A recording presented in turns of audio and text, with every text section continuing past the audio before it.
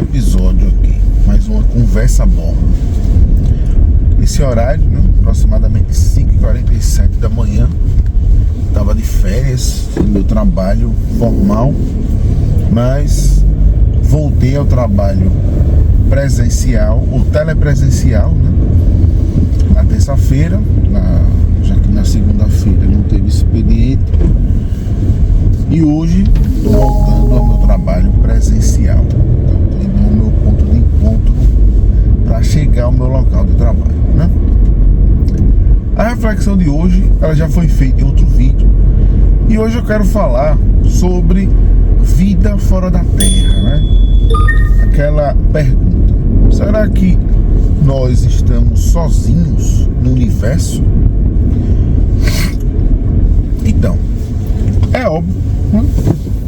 Como já falei em outro vídeo, que no universo, né, o que a gente sabe com a ciência atual, há muito tempo inclusive, é que existem infinitas, na prática, um número quase infinito de estrelas, né? Estrelas, né, que são aquelas, em resumo, né, cada estrela é uma nuvem de poeira cósmica que muito densa, enfim. Disso daí surgem outros corpos celestes ao redor, né? Então nós temos como o Sol, os planetas e os outros corpos celestes que gravitam, né? Asteroides, etc, etc. Os satélites que gravitam também, né? Os planetas. Então existem quase infinitos sóis. Por quê? Também a quantidade de galáxias, esse aglomerado, né, vamos dizer assim, essas estrelas e outros corpos celestes e poeira cósmica, né? Também a quantidade descoberta no universo observável é quase incontável, né? Uma quantidade de aproximadamente quintilhões, né, de estrelas. Você imagine, multiplica isso daí por bilhões e trilhões, dá um número, assim, filosoficamente falando, muito alto. É claro que em cada uma dessas galáxias, né, é muito difícil a vida, como a gente concebe, né, uma vida complexa, uma vida biológica, né, uma vida com uma civilização capaz de saber onde ela está no universo, o que é o universo, o que vai acontecer no seu futuro, o que provavelmente aconteceu no seu passado. Então, em resumo, uma civilização semelhante à nossa. É claro que a humanidade, né, ainda está muito atrasada, muito em vários aspectos.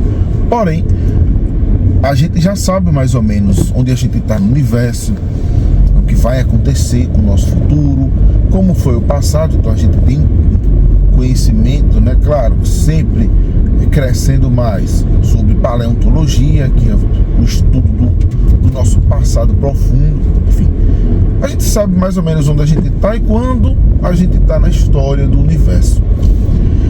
E por quê? Claro, por que a gente não encontra outras civilizações, né? Vou discutir aqui, né, a questão de OVNIs, de ETs, de abduções, porque na prática a gente não vê, não tem contato, né, com pessoas vindas de outros lugares. A única coisa que a gente vê, que a gente tem conhecimento até o momento, né, é que a vida da forma que a gente conhece, a gente só sabe que existe aqui. Óbvio que por ter uma quantidade tão infinita, né, lembre-se sempre infinita de forma filosófica, né? Não é finita, não é infinita, de galáxias, de estrelas, e dentro dessas estrelas, com algumas delas, né, provavelmente também um número quase infinito de estrelas com zona habitável, de planetas que estão nessa zona habitável, que possuem condições de abrigar vida de forma complexa. Primeiro, para a vida se desenvolver aqui na Terra da forma que a gente conhece, demorou, mas basicamente 4 bilhões e meio de anos. É óbvio que a vida pode se desenvolver de forma complexa e ter uma civilização em menos tempo em outros lugares. Mas vamos pensar o seguinte, para isso acontecer, né? Veja, na nossa janela de tempo, 4 bilhões e meio de anos, como civilização que sabe onde está e quando está, a gente tem mais ou menos aí, vamos colocar desde o iluminismo, a gente tem 400 anos, mais ou menos, disso. Mas mais profundamente a gente tem uns 150 anos, em que a gente sabe onde está, para onde vai. 150 anos dentro de 4 bilhões e 500 milhões de anos é um frame do frame do frame, né? É insignificante, tão pequeno que é no tempo. Agora veja no espaço, você olha a maioria, né, dos planetas, eles não estão em zonas habitáveis, né? Ou são extremamente quentes ou são extremamente gelados. A maioria das estrelas, né? Imagine galáxias que têm uma densidade de estrelas muito grande. Elas não conseguem, dada a proximidade entre uma e outra estrela, ter zonas habitáveis, porque é um caos. É muito difícil que um planeta que gravite essas estrelas, algumas estrelas também não possuem planetas sólidos, planetas como a Terra, planetas rochosos, gravitando em torno dela.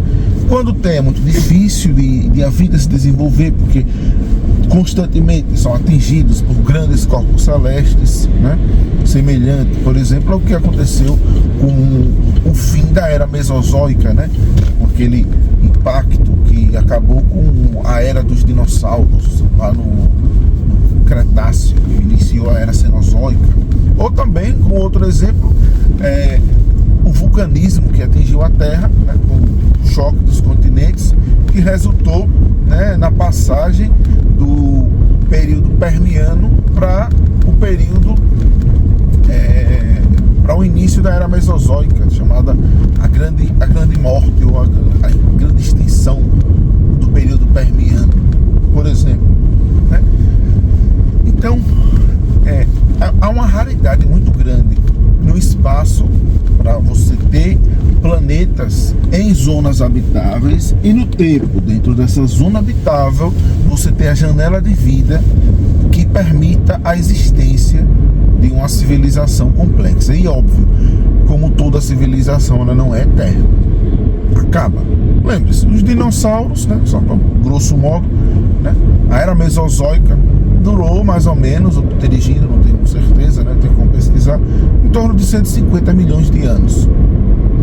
Com a queda, né, daquele meteoro e outros fatores, aquela era acabou, iniciou a era Cenozoica, né, por exemplo. Dentro da era Cenozoica tiveram também extinções em massa, não de grande escala, mas tiveram também eras do gelo, enfim. Então, para a gente chegar onde a gente chegou como civilização, como humanidade, lembrando que a humanidade, o Homo sapiens sapiens, também, né, tem em torno aí de 200 mil anos, vamos dizer assim.